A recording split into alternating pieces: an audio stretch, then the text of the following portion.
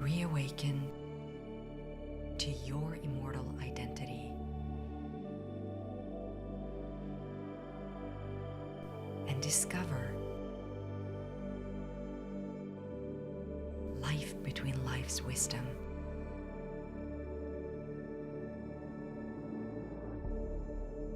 Presented by the Michael Newton Institute.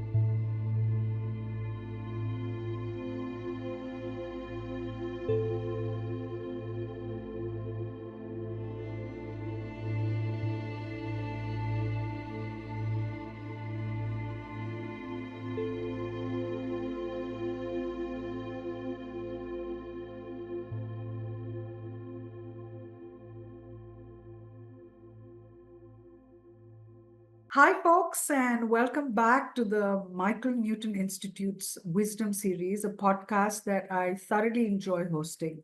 But there are some sessions which fill you with excitement, with anticipation, with a deep sense of joy. And today is one such session because I have with me a very special guest. I mean, every guest is special, but he's special for me personally. And you must be thinking, why? We have with us Yuvraj Kapadia, the founder and the head of EKAA. We have a relationship of a student and a teacher. My journey of integrated clinical hypnotherapy, transpersonal regression therapy, and whatever I practice, the entire foundation of that is courtesy this person. I bring to you with so much joy and pleasure, Yuvraj Kapadia, my teacher, and the founder and the head of EKAA. They are the only ISO certified integrated clinical hypnotherapy and past life regression therapy institute, and they're panning global now. We've got presence in Dubai, we've got presence in the Far East and Hong Kong. It's there in the US as well as in Africa, and I'm sure as life and time progresses, EKAA will move to other countries as well. Welcome to our podcast, Yuvraj. Thank you so much for being here with us today. So this moment is filled, like you said, with excitement, gratitude, joy, and many, many things. And perhaps the genesis of all that gets linked to, firstly, Michael Newton's name, his work has been an iconic facet of my own development as an individual, because if you come into this work professionally, you cannot not be exposed to Michael Newton's work. I've met Paul Orange personally in Brazil in 2008. So I studied under Paul. He was one of my teachers. Yes, that's correct. So I attended his work on the LBL or the Interlife, the way they do it, which was a great source of inspiration for me as well. So at one level, I've already been a student in that setup. And today I am meeting another student of mine, which is a student that I hold very dear for a variety of reasons.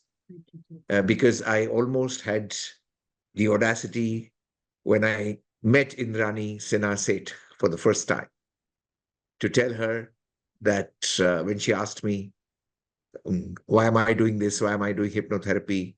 And like all teachers who like to get full of metaphysical stuff, said, well, you will find out the purpose of your life. Strange as it may sound, we are here after many years in a totally different setup, in a totally different presentation, and yet fundamentally 15 years revisited once again. That's about it. So it feels great. True. Thank you, and gratitude. So, when we talk to a person like you, I'm not just saying it because you're my teacher, but having heard your podcasts, having heard you in class, and all those different sessions that we've attended, there was one thing that I've tried to delve deeper and deeper in, and being a practitioner who's facilitating spiritual expansion sessions, one of the very common questions that come, which I hear very often, and I remember these two terms, karmic and dharmic. And karma as a word, Yuvraj, I've seen, tends to sometimes get a bit trivialized. People tend to simplify it too much. They kind of polarize it with right and wrong and good and bad. Whereas in my understanding, karma is so deep, and there's so many layers to the understanding of what a karmic life can be. And then what's a dharmic life? And I would love to hear what your take on that is, what your thoughts are, what your observations are, whatever you want to share on this. All right. So feel free at any junction to either stop me or pause me if you feel I'm running ahead of the question, which is likely because the field by itself has almost no discernible boundaries where we will flow. I'm going to start very briefly with maybe a little bit of a base to explain this at a slightly deeper level, though I do know that students who would tune in to the Institute, to Michael Newton's work, are a little aware about many things about life. But yet, just so that the linkage is logical, a question and an answer both that I often pose to my students is, so what are you doing on this planet? Why are you here? What are your thoughts on this? And then, of course, you get a variety of different responses. And after many years of spending time in this line of work, I do hypothesize, it's maybe a personal hypothesis, that at the end of the day, if you look at everything as an evolutionary curve or as a learning curve, then Earth becomes a school. It becomes a school where we're learning, we're evolving, we're growing. And just like every school that we know of, there is a curriculum, which obviously means that if there are multiple schools in the cosmos, then Earth as a school also has a defined curriculum, and there's a very specific reason you were enlisted in that curriculum. You are not here by random, erratic, irrational movement. You are here because you chose to be here, and there's a reason for that. And so I go a little bit into explaining that if the entire process of evolution is to self-realize yourself, which is the whole expansion of spiritual awareness, who am I? The commonest question, both debated and discussed in spiritual platforms, who am I? And that answer really has no answer, because it is so huge that the field is very wide. And if you were to sum it up in one line, if you want to sum it up in Sanskrit, Aham Brahmasmi, I'm the Lord and Master of my universe, I'm the creator of my reality, which means that I'm on earth to do something about that, to figure out something about this whole process of either being a part of this creative system or being a creator myself.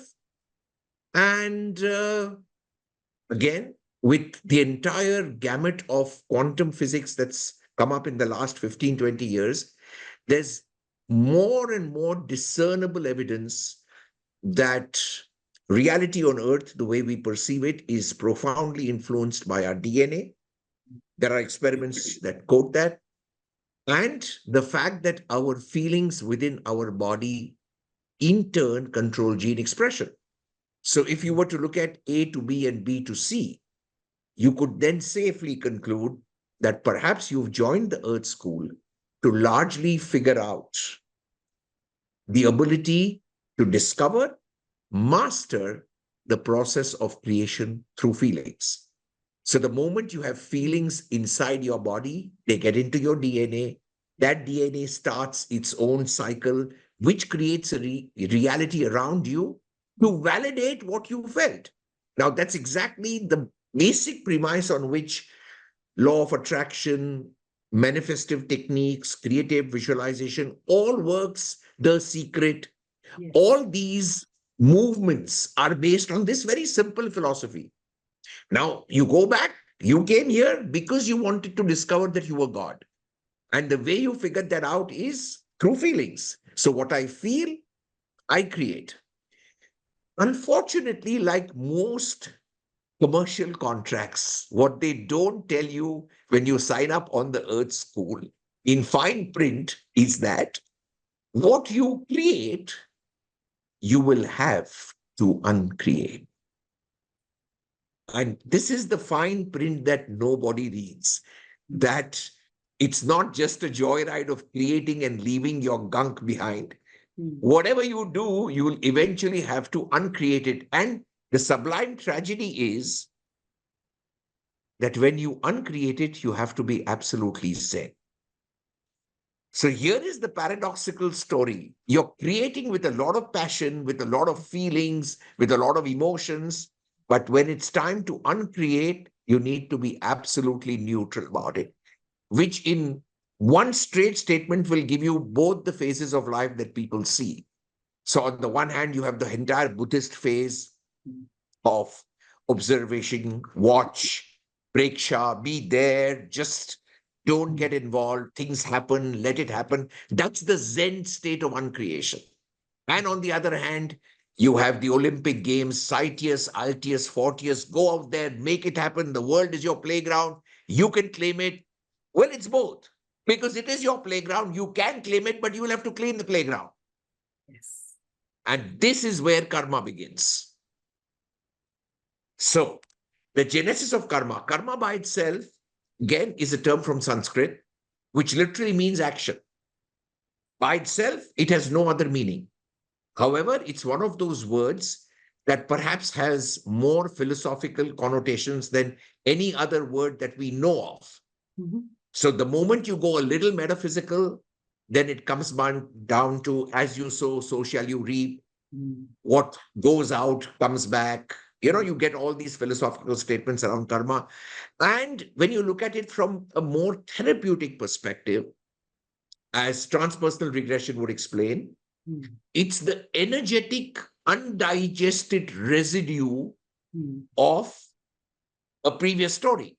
Yes. Which again means you created a story, you felt an emotion, and you didn't clean it up. You didn't deal with its consequences. And you didn't deal with its consequences being the Zen that you're expected to be, which of course then set you up for the entire journey of what we call as karma. And by its very essence, since whether we like it or not, our entire basics of peace, which is what we are all seeking relentlessly, unfortunately comes from logic. It's a very peculiar state in human consciousness that if I have the logical reason for why things happen to me, I somehow can be at peace. Like, for example, if I rob a bank and I get arrested the next day, I am not going to go to any hypnotherapist or regression therapist or transpersonal therapist in the world to find out why did I get arrested? Because logically, I understand that if this is the choice you make, this is the consequence you get, and you digest it and make peace with it. You win some, you lose some. But if I haven't robbed a bank and I still get arrested the next day, now I don't have peace because I don't have the logic. And then I'm running helter-skelter to figure this out, which is where therapy comes in. Welcome to karma. So the next big thing of karma is it hits you in all the areas of your life where you cannot find a logical reason for that to happen. So I have a question right here. So while you were debriefing on this understanding of karma, the word intention came into my space. Where does intention play a role when we are talking about karma? So Intention by itself on earth is a pipe through which consciousness flows to achieve a desired end result. Yeah. That's intention. Right. To give you a simple example, water is a beautiful resource. Rain is one of the world's recycling resources that gives us fresh water. And we have many economies, agrarian economies especially, which are monsoon dependent. Yes. But unless you harvest that rainwater correctly, store it in dams and lakes, and then create irrigation pipes to provide that water to fields and to homes to drink, that rainwater will create flood. People will die. So resource by itself, unless there is an intention, cannot be converted to a productive output. That's what intention does. Mhm. Now, intentions may be noble, which is great, but that's part of the job done. Because if me putting an irrigation pipe eventually lands up providing water to a field where the crop does not require water, then the crop is finished. Which means good intention alone is not enough. You have to carry the wisdom and awareness of what the probable end results of that action will be. A very easy way of understanding this is when you look at the lives of great saints and masters on earth. Quite a few of them have died with physically debilitating diseases. Yes. And these are people who have been amongst the best healers of their time.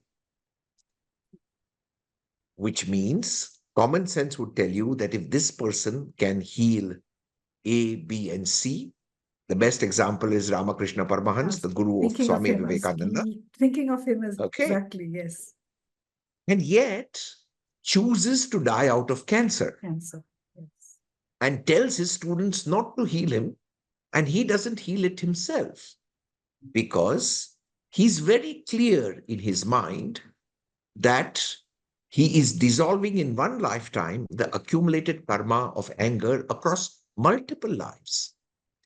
Now, as if I was a student and I was a therapist and I had good intentions, and with good intentions, if I started to send him energy that his cancer should disappear, it backfires badly because I disturb his basic plan, which is why we also mentioned that you should never heal unless people are open to it. Because at the end of the day, the inner calling knows which direction you have to go. So it's both intention and the responsibility, what you're doing. That's To where answer your wisdom question on comes in. intention. That's where wisdom comes in. Yes. Okay. Having said that, dharma, since that was the other part of our question, Yeah.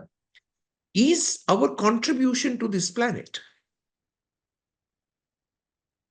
In a summation, of course, our lives on earth are governed by two polar forces, destiny and choice, free will.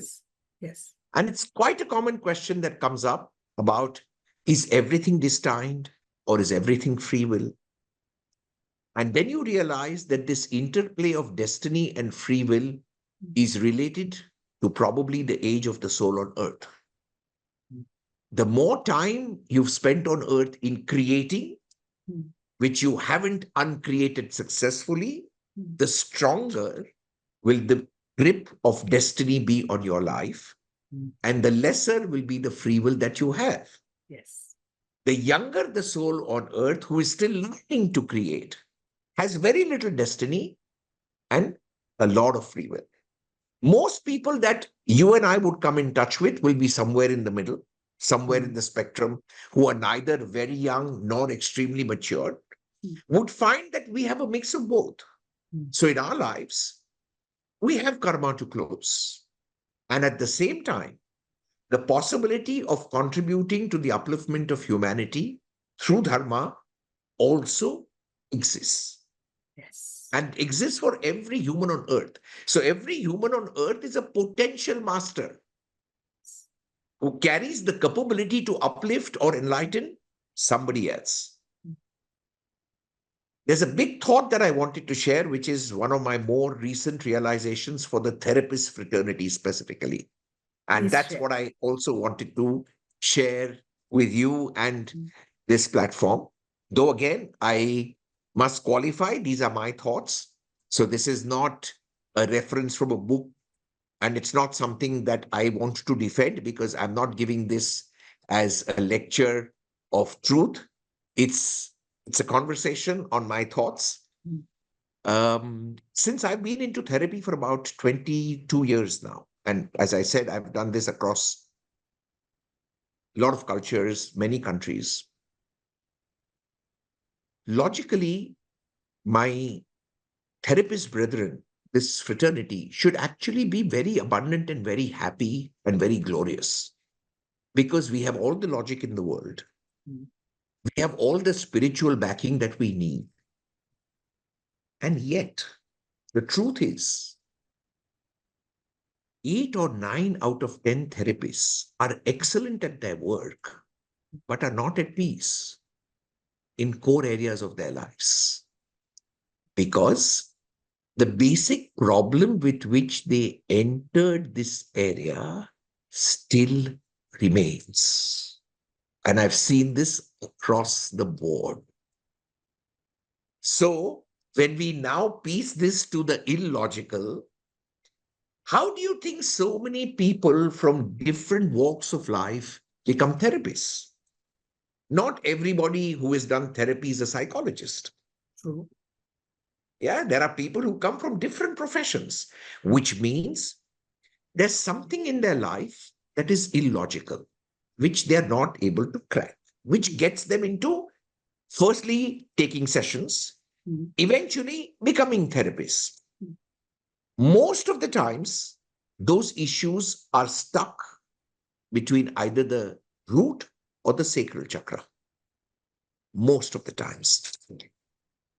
And if you go a little in depth into understanding karma, there are many treatises that come from the different approaches that we look at, which will elucidate that the karma of the root and the sacral chakra has to be lived up. Most of the other karmic impressions that you carry from the solar plexus upwards can also be beautifully healed by assisting other people who have the same issue, which also is one of the biggest drivers of why people choose therapy as a career, because it's an unconscious insurance policy that makes your life better and better as you attract people who have the same malady as you do. So if you have, for example, grief in your heart and you attract clients with grief and you help a couple of them with grief, it's some kind of cosmic grace that descends in your life and suddenly you feel very light. The problem is this doesn't work at the root and the sacral level. So you have people who come with money issues, they become millionaires through your therapy. You don't become a millionaire. Even worse, the sacral chakra. People come to you with relationship issues. They can't get the right partners. You get them going. You get a Brian Weiss's Only Love is Real. And yet, the therapist himself is not able to settle down peacefully. And that has been plaguing my thoughts for almost 13, 14 years. And in the bargain, Indrani, the funny part is this inability to solve this karma makes them learn more and more techniques. Because they don't get their answer in one technique, then they go into the second one, and the third one, and the fourth one. And the ultimate beneficiaries of all those techniques are people. So now see how strangely this drama works out. You have a karma that is root and sacral. You attempt to use therapy to heal it. In the bargain, you become a therapist. Then you learn other techniques and you use all that to benefit other people, which becomes dharma for you. So your key resources to dharma come in your quest to solve your karma. which unfortunately doesn't get solved because the only way out for that karma is to lovingly accept it for what it is. Which is why you have the serendipity prayer. Correct. Give me the wisdom to figure out the difference between what I need to accept. So my thinking, which I am now kind of concretizing quite clearly, is that, and it's also now become my affirmation for the last some time, that I need to be blessed with resources that help me to discover, recognize, and happily live out the karma I am meant to in this lifetime. Brilliant. And that is the key for therapists. Because they're fundamental. And the other thing I figured out is, since what makes a karma that has to be physically lived out gross in nature, what determines the grossness is time. So you may be born in that karma, you don't need to die with it, provided from day one, you embrace it lovingly. Yeah. Which means all the moments in your life that you spent fighting it, trying to conquer it, is what will increase its time-based potency.